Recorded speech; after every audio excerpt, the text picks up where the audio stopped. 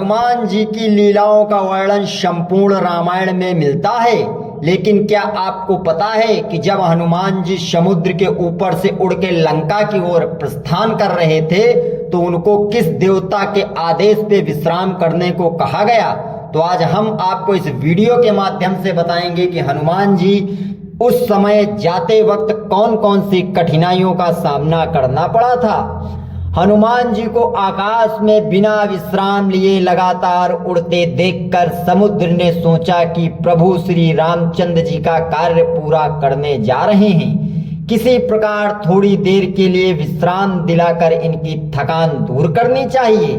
उसने अपने जल के भीतर रहने वाले मैनाक पर्वत से कहा, मैनाक तुम थोड़ी देर के लिए ऊपर उठकर अपनी चोटी पर हनुमान जी को बिठाकर उनकी थकान दूर करो।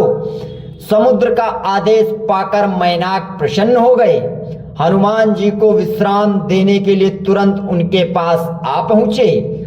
उसने उससे अपनी सुंदर चोटी पर विश्राम करने के लिए निवेदन किया तो हनुमान जी बोले, मैनाक तुम्हारा कहना ठीक है, लेकिन भगवान श्री रामचंद्र जी का कार्य पूरा किए बिना मेरा विश्राम करने का कोई प्रश्न ही नहीं उठता। ऐसा कहकर उन्होंने मैनाक को हाथ से छूकर प्रणाम किया और आगे चल दिए। हनुमान जी को लंका की ओर प्रस्थान करता देखकर देवताओं ने सोचा कि ये रावण जैसे बलवान राक्षस की नगरी में जा रहे हैं, अतः इस समय उनके बल बुद्धि की विशेष परीक्षा कर लेना आवश्यक है। यह सोचकर उन्होंने नागों की माता सुरसा से कहा, देवी तुम हनुमान के बल बुद्धि की परीक्षा लो। देवताओं की बात सुनकर सुरसा तुरंत एक राक्षसी का रूप धारण कर हनुमान जी के सामने पहुंची और उनका मार्ग रोकते हुए बोली, वानरवीर देवताओं ने आज मुझे तुमको अपना आहार बनाने के लिए भेजा है। उसकी बातें सुनकर हनुमान जी ने कहा, माता इस समय मैं प्रभु श्री रामचंद्र जी के कार्य से जा रहा हूँ, उनका कार्य पूरा करके मुझे लौट आने दो, उनके बाद मैं स्वयं ही आकर तुम्हारे मुंह में प्रविष्ट हो जाऊंगा, यह तुमसे मेरी प्रार्थना है। इस प्रकार हनुमान जी ने सुरसा से बहुत प्रार्थना की, लेकिन उसने उसकी किसी प्रकार भी उन्हें जाने नहीं दिया। अंत में हनुमान जी ने क्रुद्ध होकर कहा, अच्छा लो तुम मुझे अपना आहार बनाओ। उनके ऐसा कहते ही सुरसा अपना 16 योजन तक फैलाकर उनकी ओर बढ़ी। हनुमान जी ने तुरंत अपना आकार उसका दुगना अर्थात 32 योजन तक बढ़ा दिया।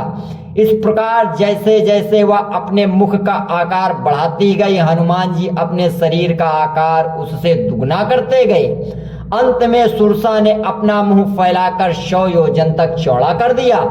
तब हनुमान जी तुरंत अत्यंत छोटा रूप करके उसके उस 100 योजन चौड़े मुंह में घुसकर तुरंत बाहर निकल आए।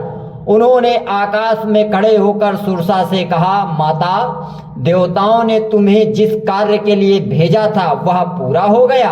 अब मैं भगवान श्री रामचंद्र जी के कार्य के लिए अपनी यात्रा पुनः आगे बढ़ाता हूँ। सुरसा ने तब उनके सामने अपने असली रूप में प्रकट होकर कहा, महावीर हनुमान, देवताओं ने मुझे तुम्हारे बल बुद्धि की परीक्षा लेने के लिए यहाँ भेजा था।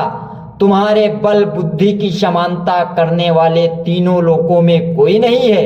तुम शीघ्र ही भगवान श्री रामचंद्र जी के सारे कार्य पूर्ण करोगे, इसमें कोई संदेह नहीं है, ऐसा मेरा आशीर्वाद है।